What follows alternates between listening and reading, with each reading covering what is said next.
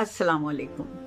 आज जो बात मैं आपसे शेयर करने जा रही हूँ, ज़रा तवज्जो से सुनिएगा। एक दफ़ा मैं छुट्टियों में अम्मी जान के घर गई। अम्मी हमें बाज़ार ले गईं और बड़ी मोहब्बत से बच्चों के लिए चप्पल, जूते, कपड़े, कुछ ख़ास, कुछ आम लेकर दिए। घर आकर मैंने अच्छे जूते और कपड़े बड़े सलीके से पैक कर दिए और आम कपड़े और जूते बच्चों को पहनने के लिए दे दिए, क्योंकि वो ख़ास चीज़ें मुझे ससुराल लेकर जानी थीं।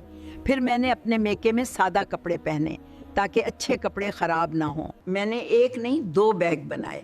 एक बैग था आम सामान का, वो कपड़े जो रोज़ पहने जाते थे, बार बार धुल चुके थे। आम चीज़ों के लिए जो बैग था वो भी घर में सिलाई किया हुआ कपड़े का आम सा बैग था, जो फर्श पर कहीं भी रखा रहता, कभी उधर कभी उधर। और दूसरा बैग वो ख़ास सामान का था, अच्छे कपड़े, अच्छे जूते जो मुझे ससुराल लेकर जाना थे। इस बैग को मैंने बड़ी एहतियात से पेटी के ऊपर रखा हुआ था, कहीं गंदा ना हो जाए, कहीं ख़राब ना हो जाए।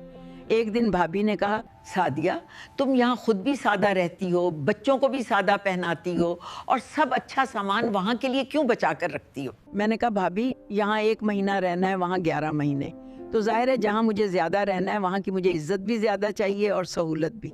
ये कहते ही मेरे दिल में एक अजीब सी बात जा लगी। मैंने सोचा, ये दुनिया भी तो एक आर्जी ठिकाना है, हम यहाँ भी चंद दिनों के मुसाफिर हैं और आखिरत वहाँ तो हमने हमेशा रहना है। फिर हम दुनिया के लिए इतनी तैयारी क्यों करते हैं? हालांकि अकल तो ये कहती है कि जहाँ ज्यादा रहना हो तैयारी भी वहीं की होनी चाहिए। या अल्लाह हमें दुनिया की हकीकत और आखिरत की अहमियत समझाए। या अल्लाह हमें वो अमल करने वाला बना जो तुझे पसंद आए और हमें खाली हाथ अपने पास आने से बचा ले। आमीन या रब्बुल आलमीन।